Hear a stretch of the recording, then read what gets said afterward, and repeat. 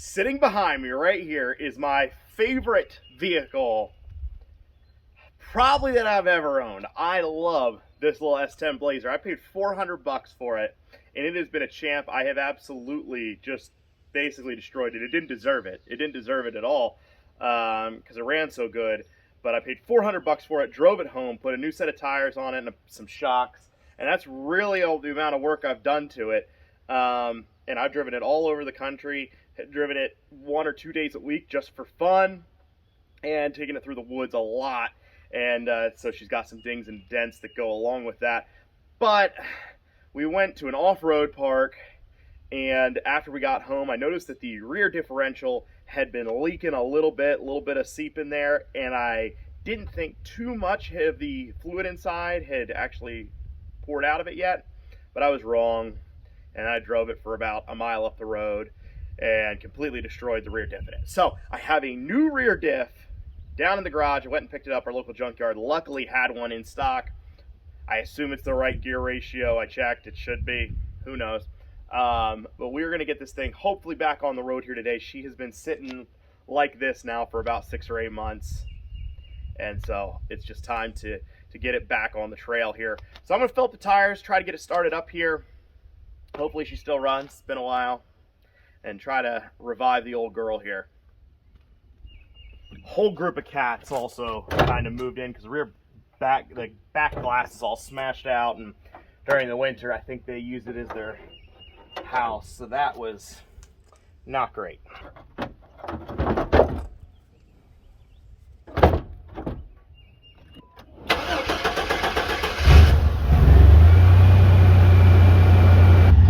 Just had to get enough air in there so that we don't pop them right off the beads. Take a ride with me. I don't think there's any cats in here currently. There might be some dead mice. Air's running. Got a full tank of fuel because that's the only way a car will break down. Got her in 4-wheel right now. That's how we're moving, by the way.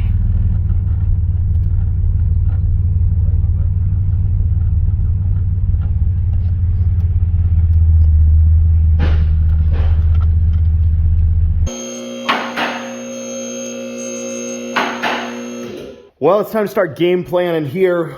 Got the old Blazer up on the lift. Here is the remains of the old Diff. Yeah, hold on. Let's see if you guys can see a little bit better here with some light. Yeah, that's supposed to have some gears on it. And this one's not supposed to have other pieces of like hot metal fused the whole way around. And there's actually not supposed to be that much stuff. So that's where our problem is. I think the game plan right now is pull off both tires. And we can just do shocks, bolts, all that stuff. Brake line. Probably pull the brake line off right up there. I don't know if the new one, it is indeed have the brake line on it. So, okay, so that makes that part easy. Yeah, shocks, U-bolts. And then I'll lower the Blazer down onto the ground because it's just me here. And then once the leaf springs are about touching the ground, I should be able to slide it out pretty easily because I won't have to lift it up like crazy anyways. So I think that's what we're going to go with, and we'll audible as needed.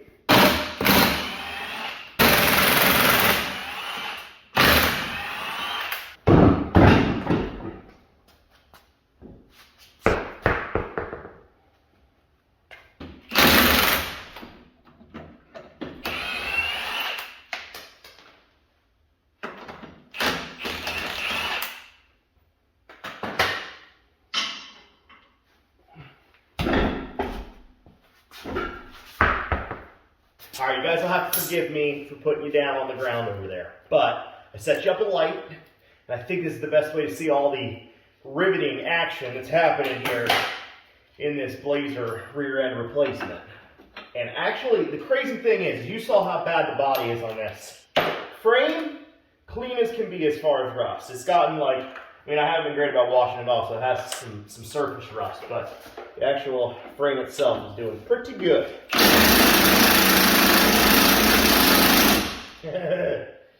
All right.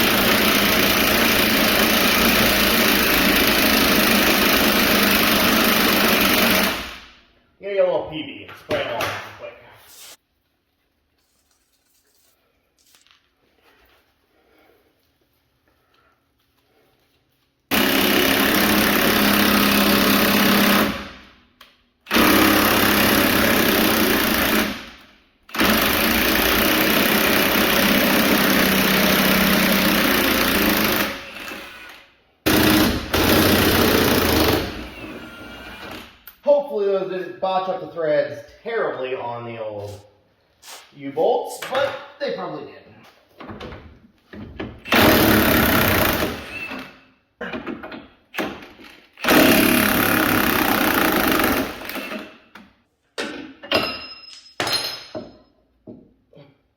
Oh, okay. Did not know how that worked. Yeah, I think the threads are savable, but I'll kind of show you here. Yeah, it rubbed real good against there, which is just what happens when you're using an impact.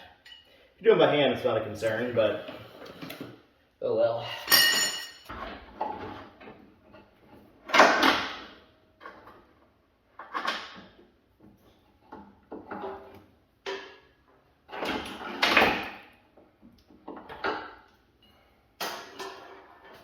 Alright, I think everything on this side is done. I just need to do the 4 bolts on the other side. Hopefully the PB had enough time to actually work a little bit here.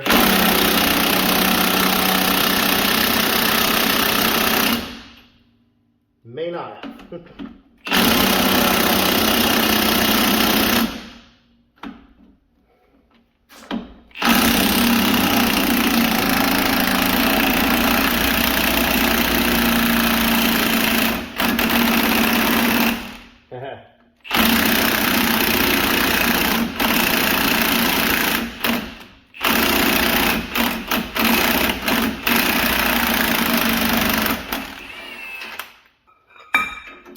Alright. I won't do that end one.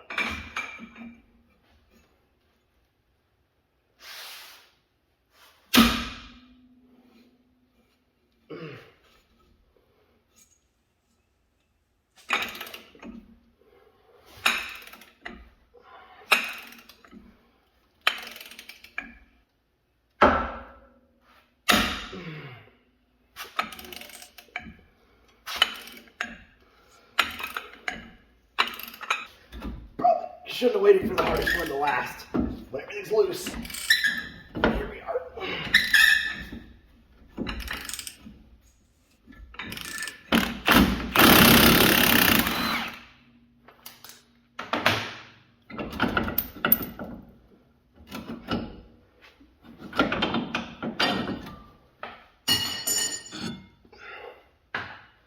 All right.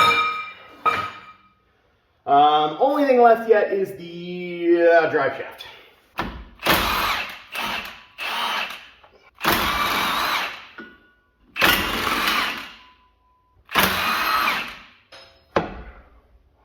All right. I think we're ready to come out. We are going to let the old girl down here. I think if we just let the brakes in the rear, the whole hub, rest on the ground.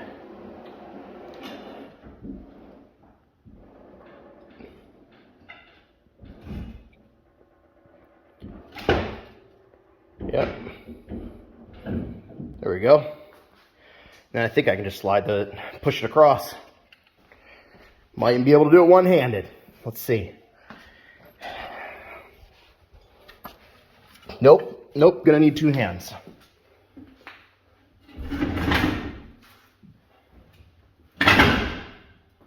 Go. All right, now we got the heavy part, but that's all right. That should be all right.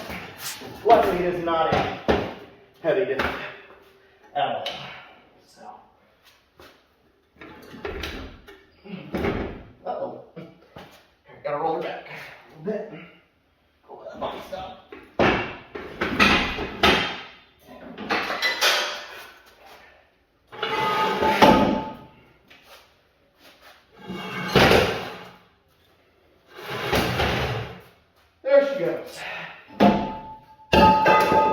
Now, let me tell you guys what I should have done, all right, because I didn't do it. And I shouldn't even tell you guys this stuff because it gives more ideas and then I look even dumber than I do already. I should have gotten the little kit to do the rear axle flip. But nobody makes a lift for the front of this anymore. Somebody might know more out there about it than I do because they do make lifts for the newer S10 Blazers. And in my knowledge of S10s, and I've been around a fair amount of them, I thought all the frames were essentially, obviously, like, length might be different, but as far as how the front ends work and all of those things, there's some differences between ZR2 and non-ZR2, but essentially, whatever 80, whenever the first one came out, 84 or whatever it was, up through 05 or 4, they were the same essential frame and front control arms and all those things. Like, you could use a lift on any years, but that does not seem to be the case. So I don't know. If you can, let me know, because I'll get one. I'll go get a 6-inch lift or something. But I don't think that you can, at least that they put on the website that it does not work on these older ones. So I don't know. And with those lifts, you always have to do the axle flip. So I don't really want the back end jacked up another 5 inches if I don't end up having anything to put on the front. So we're just going to put this axle underneath of it. But if I had gotten the kits for the rear, I might have flipped it right now. But we're not going to. So really, this whole conversation was kind of pointless. While we're out from underneath of the Blazer, I'm going to fill this guy up with some new Diff Fluid. they said that it was drained, or he thought it was. Anyways, we're going to double check on that. Let's see here. Let's see if I can do this one-handed. I can't. Gotta stop trying to do stuff one-handed. All right. We're right there. Perfect.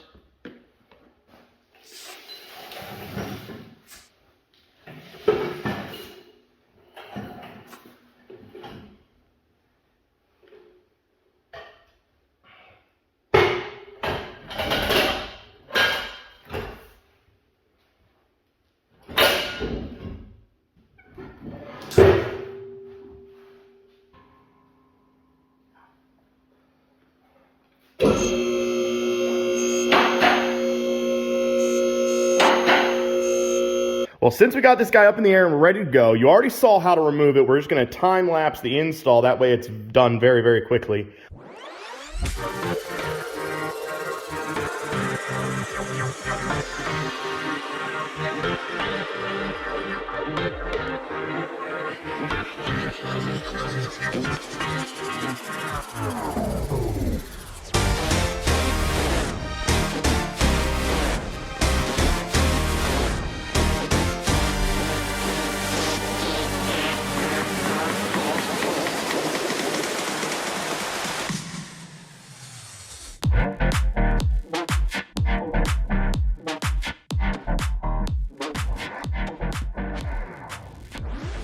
We are now in a kind of good news, bad news situation. The good news is rear axle's installed. I think we're good to go and can drive.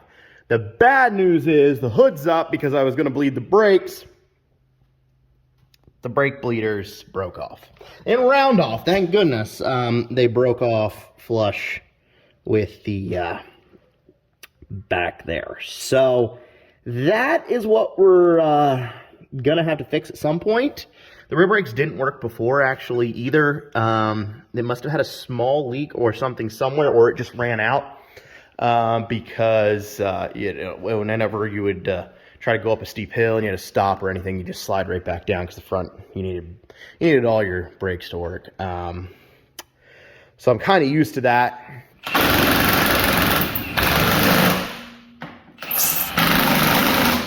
All right, let's find out if she works. Now, I did beat, I hit the dust plate on the other side pretty hard, so it's probably going to make a scraping sound. We'll see.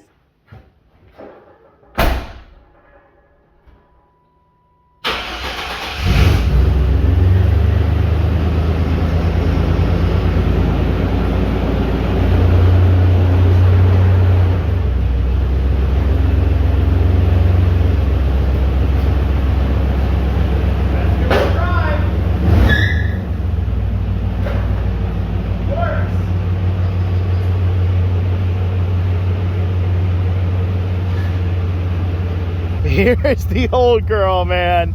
Can't keep her down. I guess I got to change the name. The rear end was $150, so it's not a $400 Blazer. Now it's a $550 Blazer. But seems to work. I'm going to take it up the road real quick and just check it out. we got brake pedal, so that's good. I don't see any leaks back there or anything like that, so I think the fluid will actually stay in there. We just won't really have brakes. But it's a mess in here too. You can see there's some more gear oil that I was gonna put in there because I knew the old one was leaking. Didn't really work out that way though. Do have the brake light on, probably because there's no pressure back there, but otherwise, no, this thing never has a check engine or anything like that. And it's not burnt out, I know that. I did see it one time, but she shifts through the gears. I think the exhaust may have rusted out a little bit more than what it was prior, because I'm getting a lot more noise than I remember. It was always pretty quiet other than it rattled, but it was loose and just rubbled on a piece of heat shield, or on the heat shield down there. But she seems kind of noisy now.